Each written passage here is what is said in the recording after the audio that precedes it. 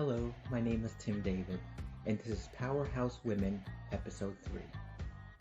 The Powerhouse Women series features outstanding women in their field: the arts, broadcast journalism, and today's feature, Powerhouse Women in Sports. Our special guest today is a 1984 Olympian, the 1982 World Figure Skating Champion, and the 1981 U.S. National Figure Skating Champion.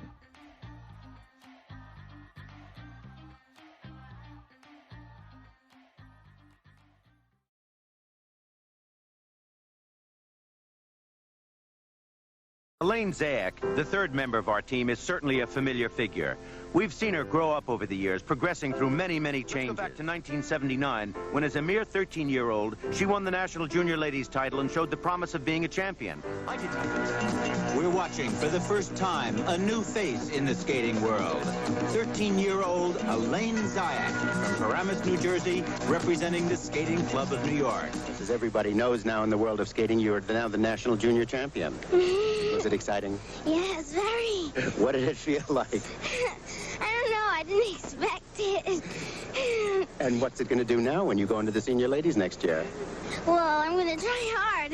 I don't know. Well, it has been a wonderful moment. Congratulations to Elaine Zayak on the National Junior Championship. And what a little firecracker she was. And try she did. That she won the national championship and did her career take off.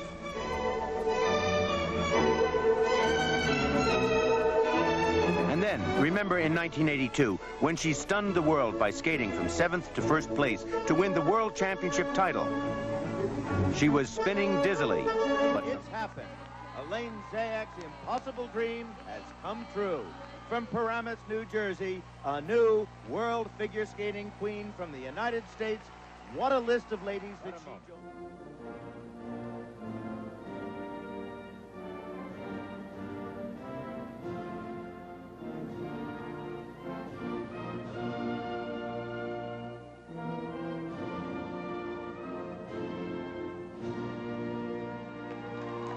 Well, look at Elaine, applaud her the moment. A moment that she won't forget for the rest of her life.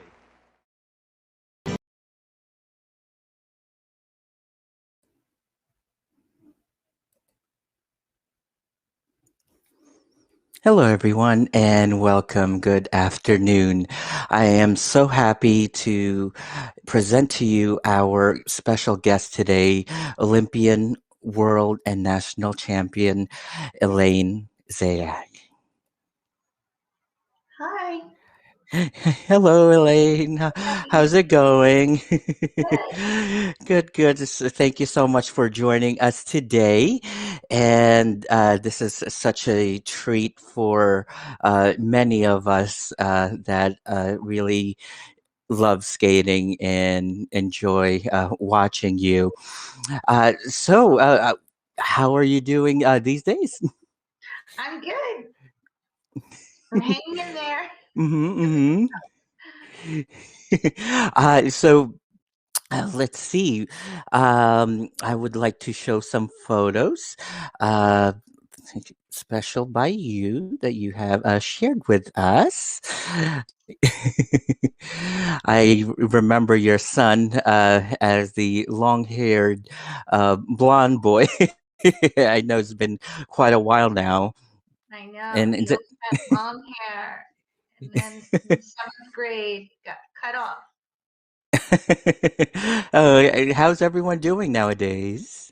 Good. My son is now 18 and his last year in high school. So it's kind of sad, but I'm happy that he's been home. Mhm. He plays a lot of lacrosse. We're waiting on college applications to come through to see what college he's going to be going to, but we're looking hopefully for MIT and Boston University, maybe in the Boston area. So we're keeping our fingers crossed. Cool, awesome. And another picture that you shared with us. Let me just enlarge this really quick. Ah, Oh, Team Elaine. all my little girls. Wow. Over the years. And also you have one from Rockefeller Center, I believe. And then the second one is at Cody Arena, correct? Yes. Wow. We have been doing little camps at Cody Arena for the last couple of years, summer skating camps, and it was really a joy to work with a lot of kids at one time. You Hmm. get a lot of different skaters that some that you need more help than others, but it was just so fulfilling because the older kids would help younger kids, and it was a lot of fun working as a group. Oh, that's good. Good. Everyone was very supportive as always, and with skating and helping each other out when they're in trouble. So right now, I am just going to quickly acknowledge our live viewers. If you could give me one moment, Aiden from UK. Good afternoon. Good evening. Drew. Hello from Manhattan. Space Gal. Hello. Hello. Let's see. Caroline Margaret, thank you so much for being here. And all right, so with this, I would love to bring up 1984. This Monday, February 8th, will be the 37th anniversary of the 1984 Winter Olympic Games in Sarajevo. And you have many memorable moments. What comes into mind, thinking about it? I hate thinking about how many years it's been, but I'm so still very involved with the Olympics, and being that it's 1 year from now, the Winter Olympics, I'm really excited and looking forward to it. Especially our American women athletes are so great, and I think that it'll be exciting, especially with Nathan Chen hopefully winning the gold medal. I'm looking forward to it. Can't wait. Uh, Awesome. So I would love to take us back to some highlights from your programs from Sarajevo. Give me a couple moments while I bring it up. Okay.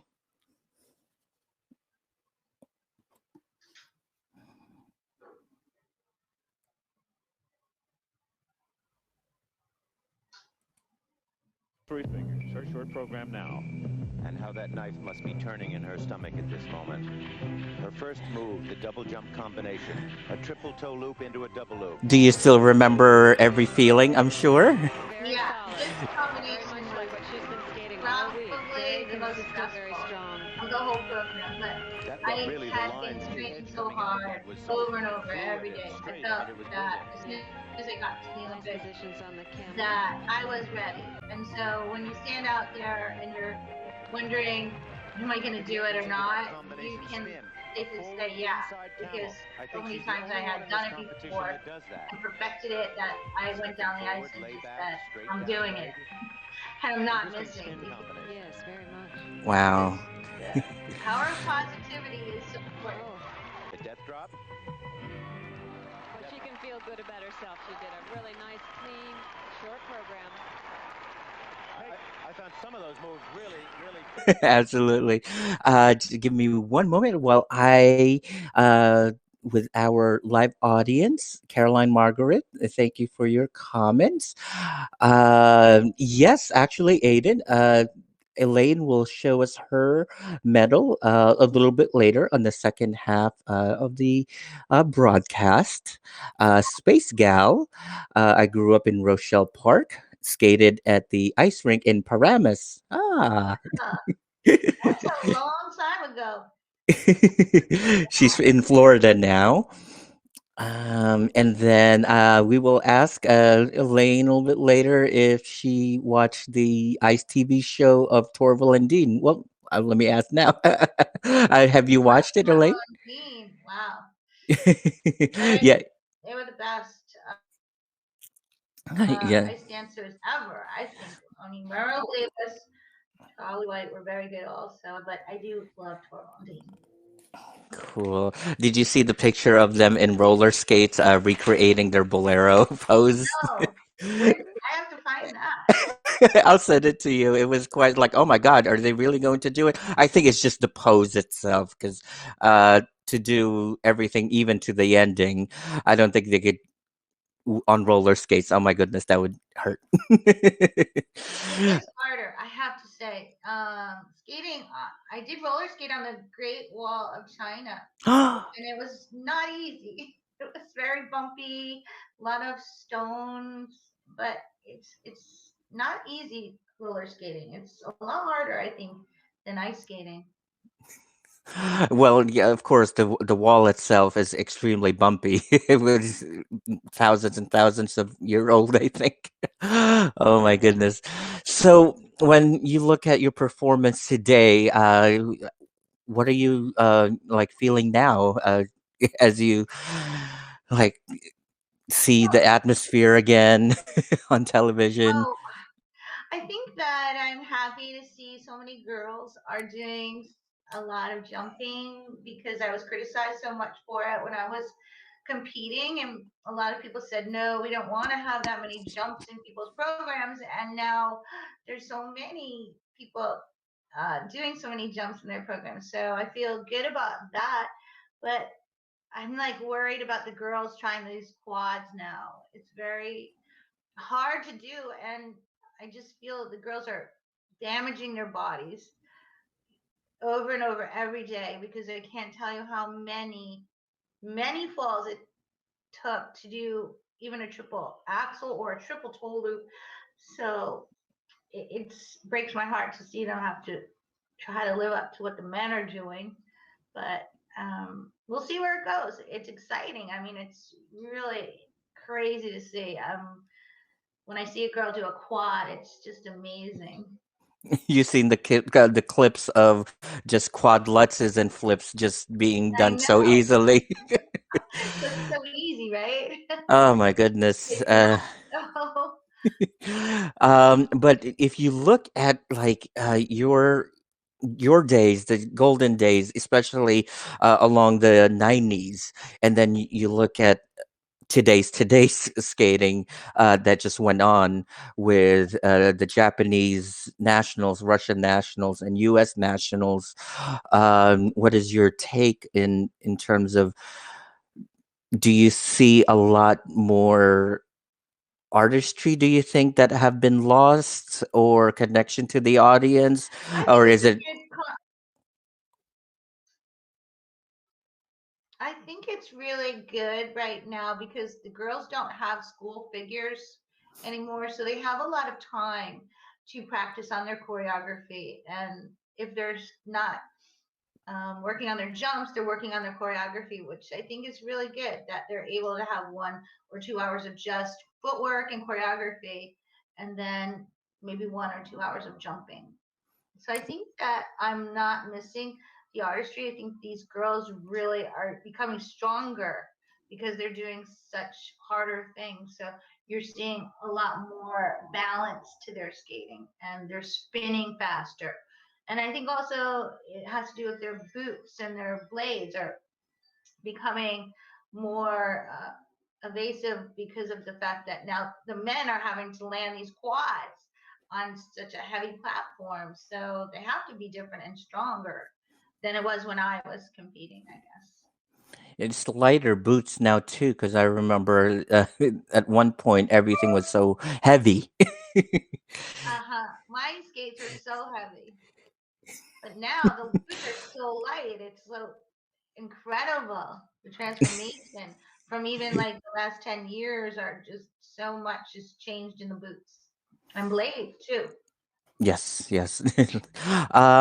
So let's talk about 1994, and I would love to know uh, your process leading up to the nationals. Oh, well, it was not easy, I'll say that. I think if people don't know what happened at 1993, I was watching the Nationals with Tanya Harding and Nancy Kerrigan, and I felt like the Nationals were not so great. There wasn't that many great triples being performed, so they did invite the professionals to reinstate one time only. And I said, you know what? I think I want to get in shape again. And it was 10 years. And I'm like, I don't know if I can do this. So I said, I'm going to just start getting in shape and we'll see what happens. And then people started calling and saying, you're going to compete again. It's the Olympic year. And everything went crazy. So I had to do it. I couldn't say, no, I quit. I can't do it. So it was really mentally tough because I felt the pressure of having to try to perform what I did 10 years ago. So now I'm, happy I did it because I'm hoping that more and more girls will stay in it longer and also maybe come back after not competing for a while and think, maybe hopefully another world or national champion will come back. And I'd love to see that. So hopefully it helped. But the training was very excruciating, painful, because at 28, the falls hurt a lot more than it did when I was 17 or 18. And mentally, I think you break down even more when you're older because you get more frustrated. So it was difficult, but the exhilaration of skating a great program or clean program and getting these jumps back was something that I missed for so many years. And when I started landing these triple jumps, it was just the greatest feeling in the world. Like, you can't explain it unless you know as a skater. But when you're landing your first triple loop after 10 years, like, the high that you get is unbelievable. It's like nothing else in the world. Like, you can't go to shopping and get that high. It's so exciting. Like, my whole day I was screaming, I was yelling, I was like, it's about time. I was like, oh yes, it's still there. It didn't go away.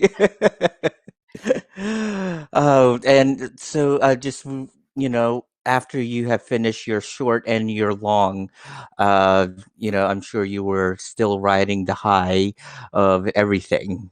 Well, of course, that was the most exciting year for figure skating. We know what happened in 1994, being that Tanya Harding was there. And it was exciting, for me to be on the ice with these younger girls. But little did I know what was happening around me. And I wish I had competed with Nancy Kerrigan. But after the actual nationals, we did actually tour together, me and Nancy Kerrigan. And that was fun. I was on her tour with Nancy and friends. And I got to know her and Nicole Bolbeck. So it was not only exciting to tour again, but to tour with the younger generation too, younger than me. And coming back was probably just as exciting as winning the worlds for me too. Wow, you did a lot of professional shows and competitions as well. Yes, there was a lot of skating on TV in those days because I guess they wanted to see more performances. So I think a lot of competitions were for the professionals. They were trying to see if they could have a professional competition, and so we did that for a couple of years. And then I decided at 32 that was enough. No more skating for me. Well, we all enjoyed it. I was 14, 15, 16. I was all enjoying it. You have been a tremendous inspiration to so many, and I would love to share with our viewers this up close and personal video that played during the 1984 Winter Olympic Games. Okay, thank you.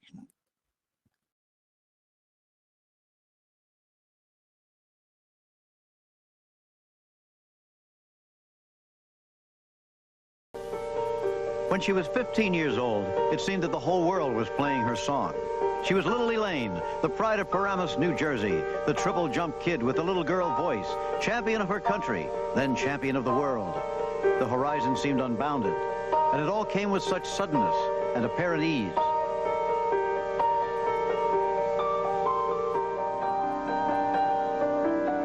A little girl doing what came naturally, they said, wasn't enough. But it hadn't just come naturally, and it hadn't been easy, because there was a story behind the story. One that she tells us now, as she hasn't told anyone before. Most people know that the reason why I started skating was because of a foot injury, and it wasn't an injury, it was an accident that happened when I was 2.5 years old. And part of my foot was cut off by a lawnmower. I slipped and fell into the lawnmower, and my foot went right under it. They didn't even know if I was going to be able to walk again because they didn't know how bad it was. And as it is now, I only have 2 of my toes, and the others are just, it's only half. So if I could walk, they were going to be glad. So they said the best thing to do was try either roller skating or ice skating for therapy. So I started out walking with special shoes to balance me right, and that worked fine. So we went into ice skating, and I took to it like candy to a baby. I don't really recall being self-conscious when I was younger. And then I started having people like stare at my foot. I sometimes hated myself because I had that. And I said, there's going to be, nobody that's going to like me if they know about my foot. Nobody's going to look at me. They're going to say, oh, she's gross or something. I didn't know what they were going to say, but I just didn't want anybody to know anything. About a year ago, she told the whole story to a reporter. Off the record, she thought. A month or so later, it all appeared in a national magazine. Elaine couldn't believe it. She was really shaken. I opened up the magazine, and I cried and cried. I said, how could they do this to me? Jeannie was out of the bottle, but it didn't really matter. Suddenly, she accepted her foot as something that simply exists. She wasn't afraid to let someone outside her family see it. Now that Elaine has told us the whole story, you can appreciate as you watch what she really has achieved. The little girl voice and giggle hide an inner determination that would be admirable in an athlete twice her age and size.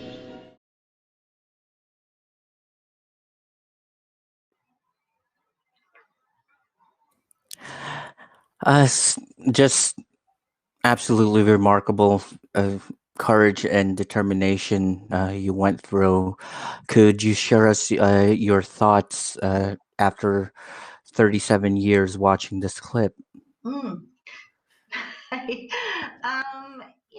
I get asked a lot about my foot. I don't talk about it. This is probably one of the first and only times I really talk about it, but I think because of the work that I'm doing right now in my life, I have decided that I will talk about it, because I think a lot of people don't understand that people with disabilities, and I'm not saying mine was, it's just that there are people that can be kind or mean. And so for me, I want people to understand that we're like everyone else. We want to not be labeled, so to speak, as handicapped. Maybe I want to be encouraging other girls my age and boys too, but I want them to not be afraid, as my parents did not really teach me to go ahead and be open about it. In those days, people said, don't talk about it because you may be labeled as a handicap. So I wasn't taught the right way. And so I kind of feel like now with the Paralympics being next year too, I think that most people that are like me, I've met so many girls that in lawnmower accidents that have reached out to me, and I've guided them, encouraged them to speak about it. And so for me, that's what I'm doing today. I'm working with and helping with these girls to remember a lot of these kids that have these accidents don't know they have to learn to walk again. They have to learn to ride a bike again. There's so many, and people don't know how dangerous the lawnmowers are. But I also do know, even with any accident, that people lose a limb or a foot or an arm. It's not easy, and I just try to teach people about what we go through, and not to stare, or just be kind to everyone, and hopefully share the love that we have and encourage us. Mm, thank you, Elaine. Well, just processing and what someone would go through during a time like that, and it was such a different time then. Uh, there's no online to find out, tips and tricks on how to cope. Right. Well, Uh, now there's a support group that I'm on. It's oh, LMA survivors, lawnmower accident survivors. mm-hmm. You can go on it, and I'll be also happy to answer any questions you have. And especially, I'm starting to head on my own um, charity events to help these girls and boys to become stronger and to really take what God has given you and use it into a very exciting thing and make it great. So I'm hoping that I can reach out to everybody out there who's watching and have them get inspired by my story. Absolutely. The lawnmower survivors, they are all over the United States, correct? Or do they have one per state, a group? It's all, I can't tell you how many every day comes in on our Facebook page and they share their stories. And actually, it's mostly a lot of the parents that I talk to because they don't know how to deal, one, with their other children, or two, with their husbands. And they ask so many different questions. I just thought it was always going to be about, the child, but there is so much that goes into who to talk to. There's really not many people to talk to that went through it and can help. So I wish I had that when I was growing up, because probably I would have talked about it all over the place and shown my foot everywhere. But and I do have so much inspiration and respect for these young girls, because nowadays they are not afraid and they get out there and they're like doing their school projects and saying, "Here, everyone, this is what happened to me," and it's so great to see. Mm. Thank you so much, Elaine. I would just like to, at this point, acknowledge our live viewers.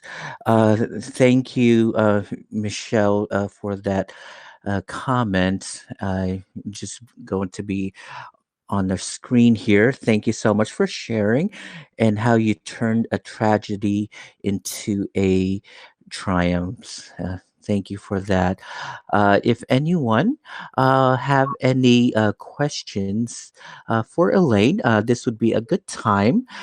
There's one picture actually I forgot to share from 1984. That's Scott Hamilton, and he was Wow. carrying the flag. Oh no, not that, not that. He was in the '80 Olympics. I was there for that one too. But that's the Wow. whole. Thank you so much for sharing this because those are no one has ever seen that before from your private collection. Thank you. Oh my goodness. So our live audience right now, I know they're just I'm sure in awe. They're from all over the U.S. and a couple from UK. Uh, let's see. Okay, just gonna wait until it refreshes just a little bit. Oh, Elena, I was wondering, would we be able to take a peek of your world medal? Okay, hold on a second. Thank you.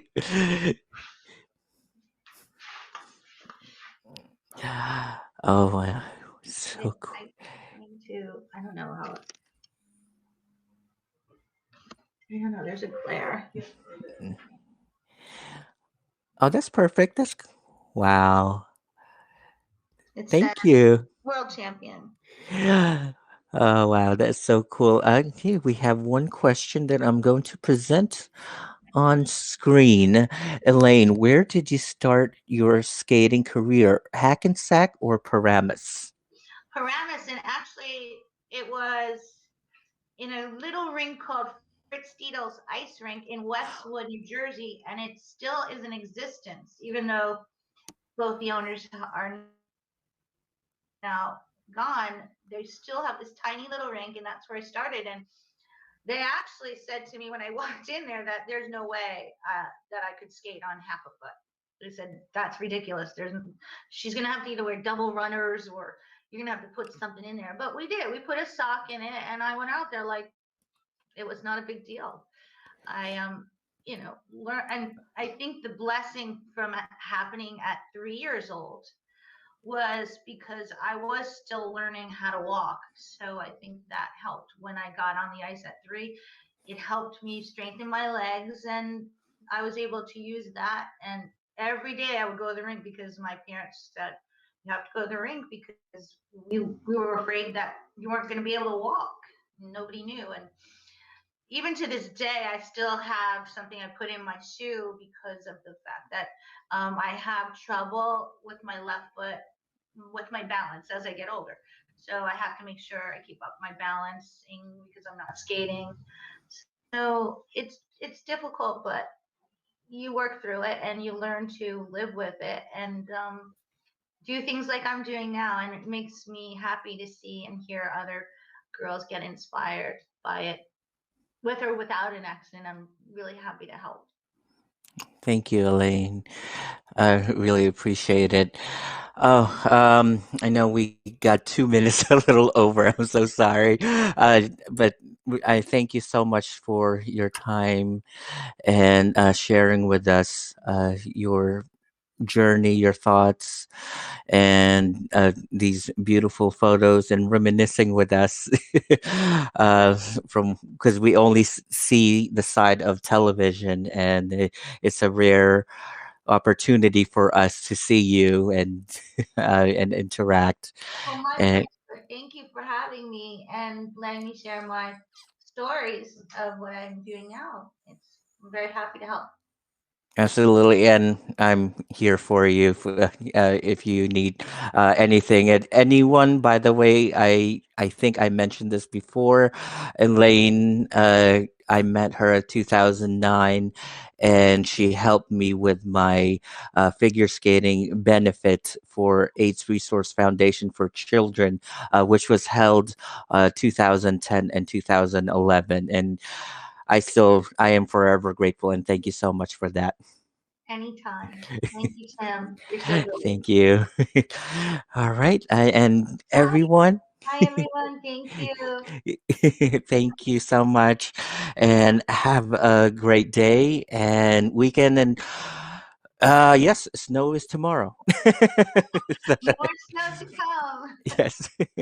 All right. Have a great day. Thank you so much again, Elaine. Bye.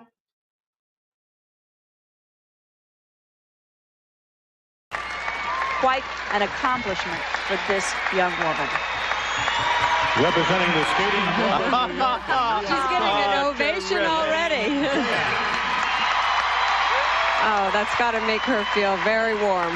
Everybody respects the fact that she did this, that she, just got back into this shape. They know it's been tough for her. Remember, she's the young lady who changed the world of skating by doing so many triples that they had to enact the Zayak rule to limit the number of triples a woman could do.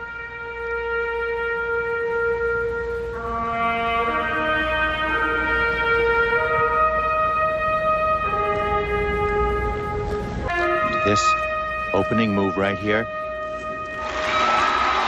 That's the Elaine we Triple know. Oh, nice, nice. Double axel.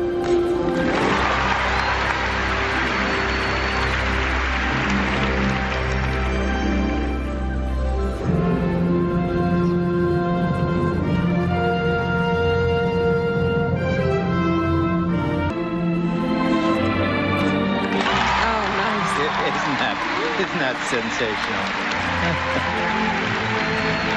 Ina Bauer, you're in rather awkward position for the double axel takeoff. Very smooth, just flowed right in there, had good speed on the landing. This layback, lovely back position. The leg is in good position. We've seen so many sloppy ones up to this point. She has been so successful in this attempt of getting back into competition. What a success story.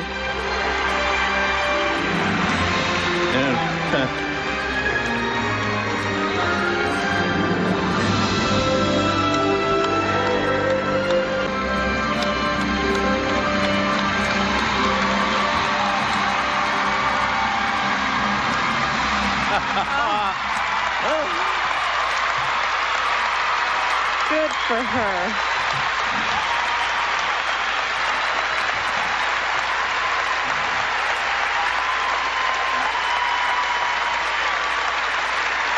What a moment for Elaine Zayak. I'm satisfied with my comeback no matter what happens, she told us. Elaine Zayak should be extremely satisfied tonight. What a moment for Elaine Zayak, returning to the Nationals for the first time in 10 years. Take a look now at some of these early jumps. A split. Now watch the triple toe. Very neat. Right at the beginning of her program. And a double toe after that. Now the spiral that she led into this triple loop turned out to be a good entrance, and that was nice.